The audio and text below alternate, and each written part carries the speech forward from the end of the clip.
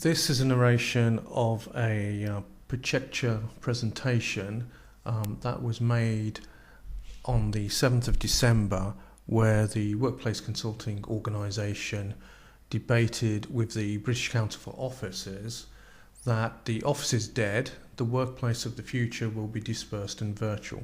And my team, argued for the motion that the office is indeed dead.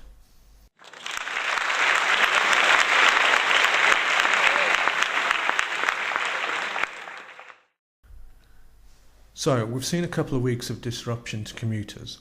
On the tube, strikes have added to the usual delays caused through engineering works as a result of lack of investment.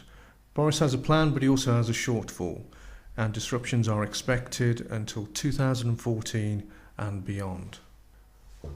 There was a recent announcement of more investment in trains, but it is estimated that it will take another 10 years to complete and get the trains to the standard we require. Meanwhile, the number of commuters is steadily increasing. With all the overcrowding, disruption and unreliability, more of us are choosing to not come into our cities. Plus, we have the highest train fares in Europe, and some of us are returning to the roads. Beijing saw its first 9-day 100-kilometre traffic jam. Our roads are not as bad as that, but they are becoming increasingly unreliable. I chose to stop driving around the M25 to client meetings some time ago. The ratio of travel time to face-to-face time is just simply inefficient. Maybe Boris bikes are the answer. But again, the UK has the highest commute time in Europe, 45 minutes compared to 23 minutes in Italy. That's 90 minutes commuting a day, which is equivalent to working a 6th day. Wouldn't it be better to get some of that wasted day as increased productivity? 2 feet of snow in our country grinds to a halt. Even when we remember to import rock salt, we are still unprepared. The big freeze was estimated to cost the UK economy more than £6 billion, £1.6 billion a day. The UK Climate Impacts Programme estimates that temperatures will decrease a further 2 degrees. So the smart companies will not depend on their staff having to commute to get to offices. Flexible working isn't restricted to a few enlightened organisations. It's now an acceptable strategy across all sectors, including the public and corporate worlds. When the US government came to a halt last winter, Barack Obama hosted a series of forums on workplace flexibility at the White House. But of course we are social animals. We can't work in isolation indefinitely. Face-to-face interaction is important to us for communication, particularly the non-verbal aspects. So maybe offices are needed for face-to-face interaction. However, things are changing. Firstly, new technologies make virtual interaction more lifelike. The business case can easily be made in terms of reducing overseas travel and reducing cost and carbon. But technology is also changing, and virtual interaction is becoming cheap, like Skype, plus it's simple and portable. I also think it will be very different for the next generation. Virtual interaction is much more natural to them. My kids have been interacting online with kids all over the world since they were about 5. When gaming, they sit with their headsets on and talk to their classmates and interact via their computer or Xbox. We have to remember that our generation, the 40-somethings, the baby boomers, will be the minority in the workplace in 10 years' time. The work styles of the Gen Y will be very different to our own. Their attitude to work, the tools they use, the way they interact, the way they do business will all differ. We know the history of the office. It's born out of needing a place to collate and store paper records. The modern office is based on Taylor's view of scientific management, a school of the 1930s, where the idea was to break down work into short processes. He in effect developed a factory for workers processing information.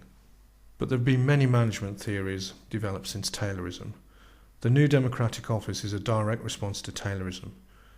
It incorporates the new theories of self-organising systems, performance management, autonomy and empowerment. And yet, we are still designing offices around a 1930s theory. No one ever says they want to be an office worker when they grow up. I'm not even sure what work kids will be doing in the future. The difference, though, is that Gen Y will probably be the first who don't see office work as the default option. I want to change tack now and talk about the economy. We all know it's been a tough couple of years and it's not over yet. A lot of our clients shed staff, but we're left with empty properties. A term used a lot now is risk avoidance. It's all about ensuring we don't get into the same mess in the future. But we have known about economic cycles since around 1500 BC, when Joseph told the Pharaoh that 7 years of plenty will be followed by 7 years of famine.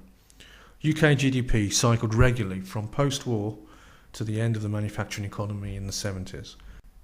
Since then, the cycles have been less regular, but nevertheless, the economy does cycle.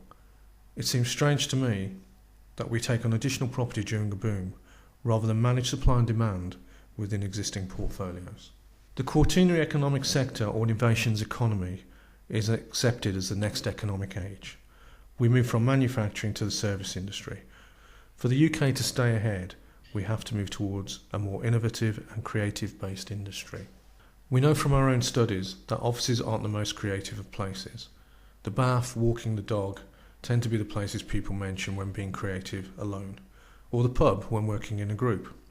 But it's about being outside the usual office environment, and it's when not thinking about work directly that we get that good idea. We're seeing a move to people working in the so-called third place, Starbucks, the library, places not at the home or the office. But we're also seeing more club-type spaces appearing, such as the Hub at King's Cross and the hospital in Soho. These places attract like-minded people. They're a bit like the old guilds. And it's not just office workers who can work remotely. Surgeons have been doing it for years. Hospitals taking advantage of expertise that is not in the local vicinity. If surgeons don't need to be physically present to work, then I'm sure office workers don't either. So, what would we do with all the redundant office space? Well, there's always adaptive reuse. We could convert the offices into accommodation and bring people back into the city centre. This would certainly help the local economy, and it would also keep the agents busy. Thank you.